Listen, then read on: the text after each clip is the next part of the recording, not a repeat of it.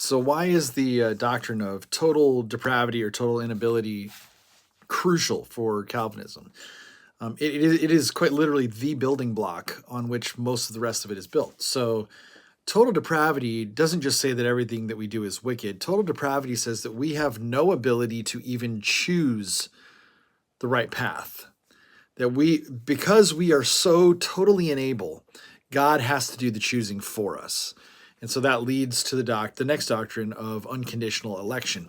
We're not going to get to that one yet, but I just wanted to point out that that's why this has to be a thing.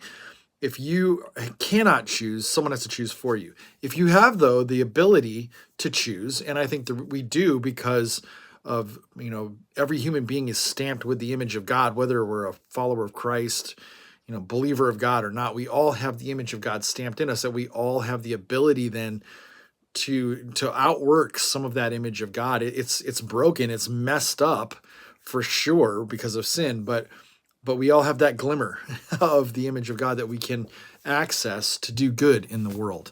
And so that's more of kind of where I would line up. But so where did this idea, stem from? If that's not really what Paul is talking about here, and that's not what the Psalms were talking about, and so how did this become a thing?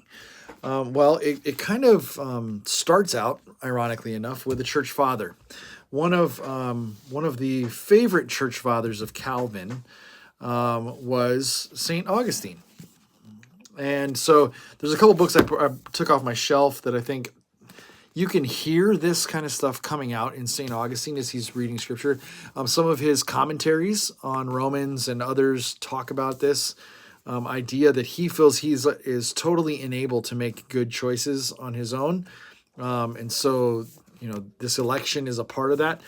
Confessions by St. Augustine, that's a good place to start if you want to read about that.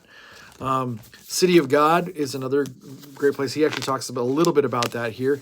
This is a gigantic book, though. And, I audiobooked it because I couldn't stomach reading this thick of a book. It's over 1,000 pages. And it took me about 40 hours or something to get through. But so it starts with Augustine, and then it kind of ramps up even more with Martin Luther. Martin Luther is Augustine's one of Martin Luther's favorite theologians, church fathers. And then Calvin kind of takes a little bit of that love of Augustine and what Luther was doing, and although he doesn't agree with Luther and some of the other things, he takes it in a different direction and completes this Reformed theology thing. So Calvin takes it and runs with it that way.